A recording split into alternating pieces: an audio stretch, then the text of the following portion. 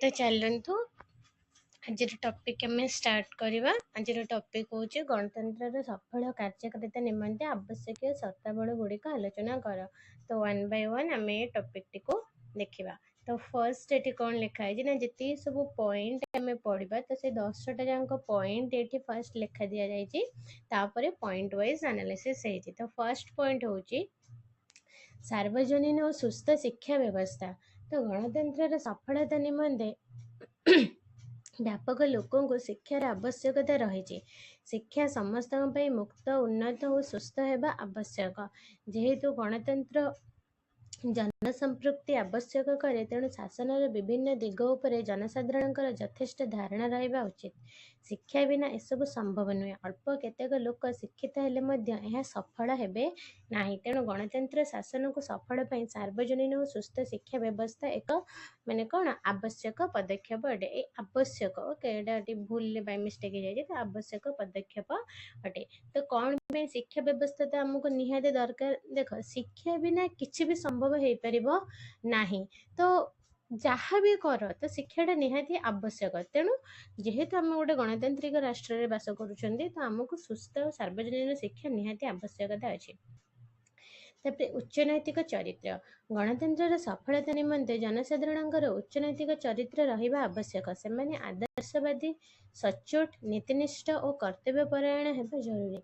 सेमाने राष्ट्र जरूरी परिस्थिति निजर प्राणबली देवाई प्रस्तुत होगा आवश्यक। अर्थनैतिक त्रुटिपूर्ण कार्य को सेमाने विरोध करने उचित। जनप्रतिनिधि माने सेमानका हाथ परिष्कार और हृदय निर्मल न कले गणतंत्र सफल हेबो नाही। तो तुम वीडियो को पॉज करके मध्य नोट टी को लिखि परिबो। ओके तापर थर्ड पॉइंट के आसंदु मुक्त गणमाध्यम बा संवादपत्र स्वाधीनता। संवादपत्र रेडियो टेलीविजन पत्रिका सिनेमा पुस्तक आदि को गणमाध्यम कहुए। ओके एगुड़िक खूब कम समय व्यापक अंचल जनता निकट में संवाद सूचना तथा मतामत आदि पहुँचाई पारती। गणमाध्यम जनमत को संगठित और प्रभावित कर एक माध्यम। संवादपत्र को गणतंत्र चतुर्थ स्तंभ बोली कहुए। गणमाध्यम स्वाधीन निरपेक्ष और क्रियाशील हेले गणतंत्र सफल हेबा। देख एटा तुम गोटे सर्ट नोट पढ़ी पारे कि गणतंत्र चतुर्थ स्तंभ कौन। गणतंत्र चतुर्थ संवादपत्र हूँ गणतंत्र चतुर्थ स्तंभ। संवादपत्र कौन गणतंत्र चतुर्थ स्तंभ। यहाँ गोटे सर्ट नोट भी तुमको पकईदे पारे। ओके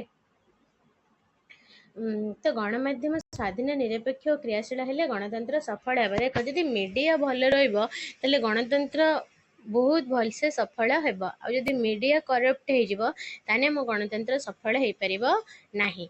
तापर फोर्थ नंबर पॉइंट देखो क्षमतार विकेंद्रीकरण। राष्ट्रर क्षमता गोटे केन्द्र रे केन्द्रीभूत हेले ताहा गणतंत्र पई विपद सृष्टि करे।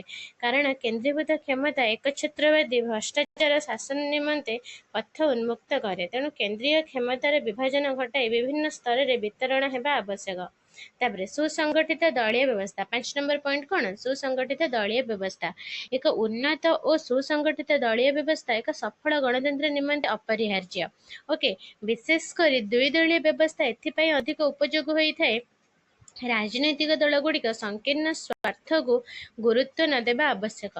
विरोधी दल द्वारा सरकार समालोचना हेबा आवश्यक जहाद्वारा गणतंत्र सफल हो पारिबो।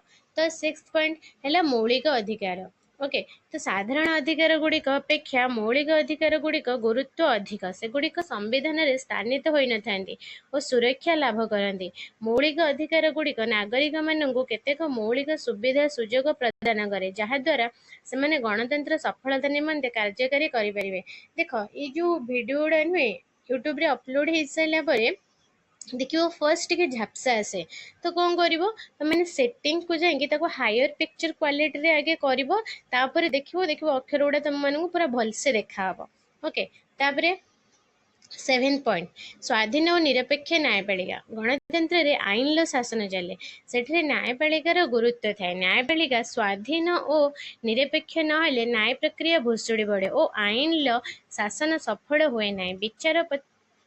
विचारपति मानक निमंते उच्च योग्यता उच्च दरमा और सुविधा सुजोग द्वारा न्यायपालिका स्वाधीन निरपेक्षता रक्षा करा जाई पारिबो। ओके ତାପରେ ଅର୍ଥନୈତିକ ସମତା, ଯେଉଁ ସମାଜରେ ଧନୀ ଓ ନିର୍ଧନଙ୍କ ଭିତରେ ଯଥେଷ୍ଟ ତାରତମ୍ୟ ରହିଛି ସେଠାରେ ଗଣତନ୍ତ୍ର ସଫଳ ହୋଇପାରିବ ନାହିଁ। ତେଣୁ ଧନୀ ଓ ଦରିଦ୍ର ଗୋଷ୍ଠୀଙ୍କ ମଧ୍ୟରେ ଥିବା ପୂରଣ ହ୍ରାସ କରି ଅର୍ଥନୈତିକ ସମାନତା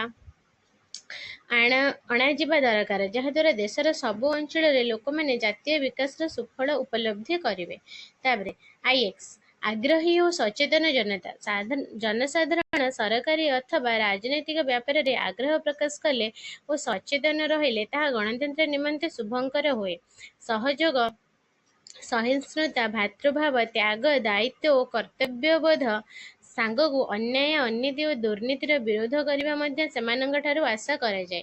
ଉନ୍ନତ ପରମ୍ପରା, ଗଣତନ୍ତ୍ର କେବଳ ସମ୍ବିଧାନ, ଆଇନ ଓ ନିର୍ବାଚନ ଭଳି ଅନୁଷ୍ଠାନ ଦ୍ୱାରା ସଫଳ ହୋଇପାରିବ ନାହିଁ। ସେଥିପାଇଁ ଉନ୍ନତ ସାମାଜିକ ସଂସ୍କୃତି ଓ ଉନ୍ନତ ପରମ୍ପରା ଦେଖାଯାଏ। ଇଂଲଣ୍ଡ ଓ ଆମେରିକାରେ ଉନ୍ନତ ପରମ୍ପରା ଦେଖାଯାଇଥାଏ। ତ ଇଏ ଥିଲା ତମର 10ଟି ପଏଣ୍ଟ, ମାନେ ଆଜିର ଟପିକ କ'ଣ ଥିଲା? ଗଣତନ୍ତ୍ରର ସଫଳ ନିମନ୍ତେ ଯେଉଁ ସର୍ତ୍ତାବଳୀ। ତ ଏଠି 10ଟା ସର୍ତ୍ତାବଳୀ ଲେଖା ହେଇଛି, ଆଉ 10ଟା ସର୍ତ୍ତାବଳୀକୁ ବହୁତ ଭଲ ରକମରେ ଆନାଲିସିସ୍ ମଧ୍ୟ କରାଯାଇଛି। ତ ଆପଣମାନେ ଯେତେବେଳେ ଦେଖିବେ ସେଟିଂକୁ ଯାଇକି ସେଠି ହାୟର ପିକ୍ଚର କ୍ୱାଲିଟି କରିକି ଦେଖିବେ, ଆପଣଙ୍କୁ ମାନେ ଅକ୍ଷର ଗୁଡ଼ା ବହୁତ ଭଲସେ ଦେଖାହେବ, ଯେଉଁମାନଙ୍କୁ ବି ଦେଖାହେଉନଥିବ ଠିକ୍ସେ। ଆଉ ତ ଠିକ୍ ଅଛି, ଆଜି ଏଇଠି ରଖିବା। ଆପଣମାନେ ଭିଡ଼ିଓକୁ ପଜ୍ କରିକି ନୋଟଟିକୁ ଲେଖିପାରିବେ, ନହେଲେ ଆପଣ ହ୍ୱାଟ୍ସଆପ୍ ଗ୍ରୁପ୍ରେ ଜଏନ୍ ହେଇଯିବେ, ସେଠି ଆପଣଙ୍କୁ ନୋଟଟିକୁ ପ୍ରୋଭାଇଡ଼ କରିଦିଆଯିବ। ଓକେ, ହଉ ଠିକ୍ ଅଛି, ରହୁଛି।